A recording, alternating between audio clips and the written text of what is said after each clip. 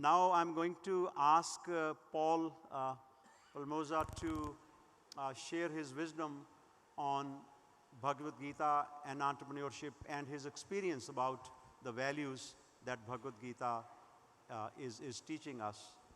Paul, it's all yours. We are told that each presenter will confine to 8 to 9 minutes so that we can keep the things in check. And I will refrain from adding my 8 or 9 minutes. Just thread in between. Thank you. Very good. Well, thank you, Dr. Kanoria, for the invitation. And brothers and sisters of India and all over the world, it's an honor to be here.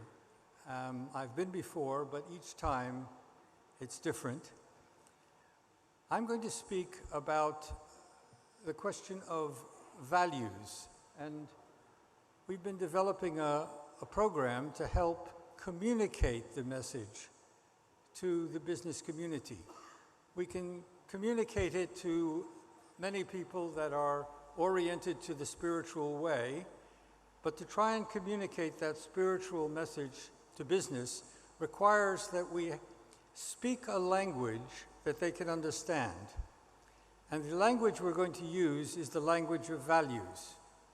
Now, what are values? Many people have been speaking about the Shakti, the power. Well, the analogy we use is that our true nature is like the sun, but it gets covered over by our own ego ideas and thoughts. And our task in life is to remove the covers so that the light, which is there all the time, can shine. Those rays of light that come out are the Shakti.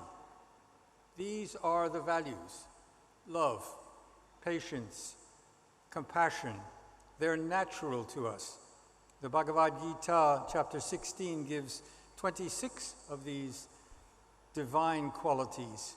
The Gita is full of these values or qualities, which are natural. So, I'm going to just use this, explain a little bit about how we're communicating the message. We use this online technology because what we're trying to do is reach a lot of young people beginning to get in business. I'm a guest lecturer at Regent's University in their business school, and I've given lectures other places, and many young people look at the values governing big business and they don't want to go there. And they're more motivated to start up their own business. So we're using approaches like e-learning and a values app. And our aim is to show that business can be ethical and effective, principled and profitable, conscious and commercial. You've got to have the practical dimension. But the beauty of the spirituality is it applies to all aspects of life. And this is the part that we're trying to communicate. So the way we've structured this is that it's the application of the values in the performance of 9 core management functions. Practical. We have to keep it that way if we're going to get an effective message across. So, and we formed a not-for-profit organization to do this. So we have one version that's an email version that will be for free, and then something a bit more in-depth, including 100 videos.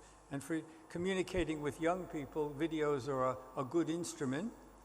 And as there's so many young people here, we're going to try and show you a video or two. I'm not sure it's going to work, but we'll give it a try. And also an e-book. So these are the instruments that we're using. And this is the table of contents of the e-book.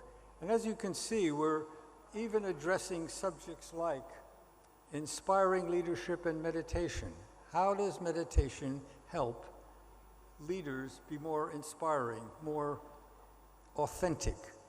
And also ethical decision-making. This is quite an issue today in the world because business all too often does or says anything to get the business. And a mindfulness exercise helps with others bring us to a better sense of stillness. So I'm going to give you a look at how we're trying to communicate this message. And one of the key values in business is, in life, is trust.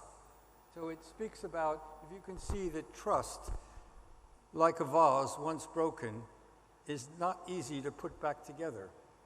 And over the last 20, 30 years, trust in business has gone down because of businesses' short-term focus on financial gains. For me, we need more we in business. We use quotes from different traditions, East and West, secular and spiritual.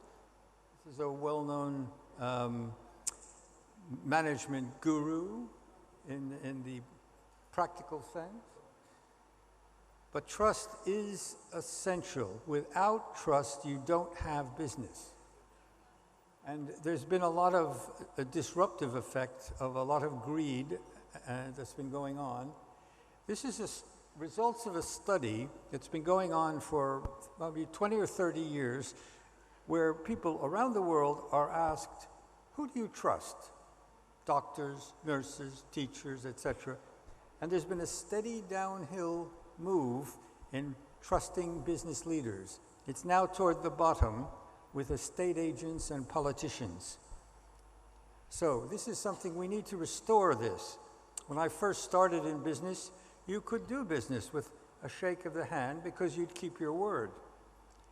It's changed now, and because of that, you do an agreement with a big American company, and we did one in 2010. We had to sign a 47-page agreement. All that excess is there because there's a lack of trust. My word is my bond is no longer practiced. We've included a mindfulness exercise in all our daily offerings. Bring one to stillness, and then we offer them a question, a self-reflecting question about the application of that value, in this case trust, to my life. We want to move away from this talking about it without living it, and give someone, rather than just quotes, give him something that they can reflect on and say, how can I be more generous? What blocks me, etc. Now, I don't know whether this is going to work, but yeah.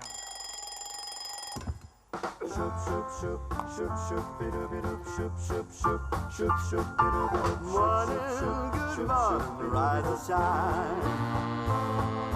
Today's the day I make you mine. You don't want to be like him. The sun is rising over the hay.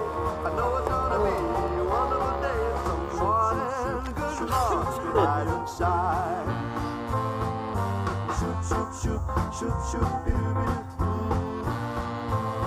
Your loveliness is so sublime. Shoot, shoot, bidoo-bidoo.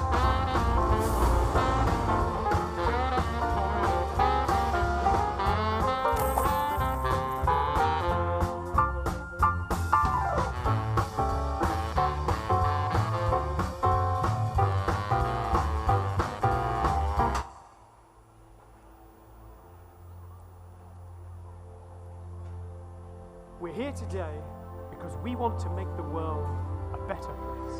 A world without suffering. A world without injustice. But we can only do that by setting our own example. By being our most authentic selves. So, be the change you want to see. Live the life you were born to live. Be true to your values. And be that change today.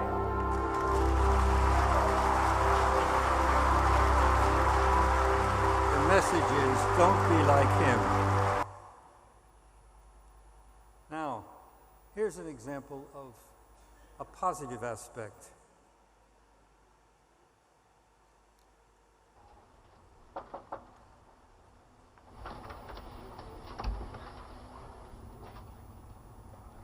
Martinez, have a seat. Thank you, sir. been very productive your first month here. You do good work. I'm very grateful to be here. Well, Mr. Martinez, the reason I called you in here is that I'm looking for an additional manager to oversee inventory and shipping. Carries more responsibility, but it pays more. Sound like something you might be interested in? Yes, I would. But before I make my final decision, I'd like for you to work a shift in that department next week. You'll see a list of 17 crates coming in on this sheet. Now, one of those crates will be going to a separate warehouse. Mr. Martinez, when you report the inventory, I'd like for you to report that we received 16 crates. 17 are coming in. But you want me to write down 16? Yes, that's right. I have another purpose for the extra crate.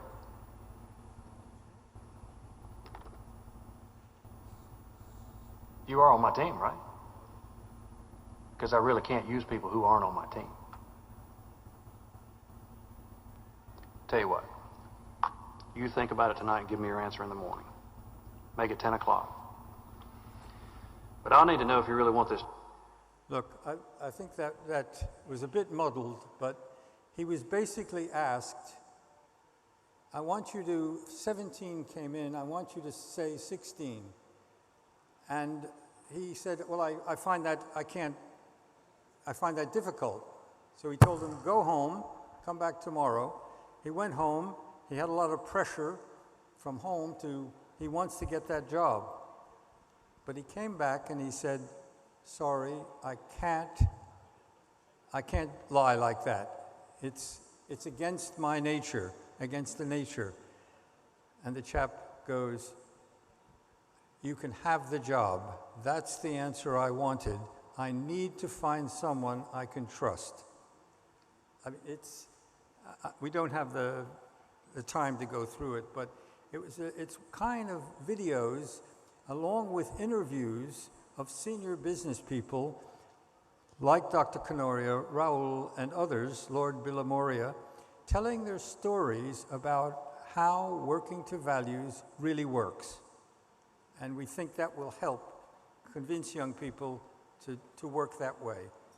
Because the need and the hope is that young people, and this whole millennial generation, they're not pleased with the working conditions, and they are more values-oriented, and we have to help them live that. So the great hope is that a number of young entrepreneurs and courageous business leaders, like the Canoria family, will help change the rigid pattern in business with their overemphasis on short-term financial gains. Focus on values, and then they can become responsible, sustainable business. And we want to help that. So, thank you very much. Thank you.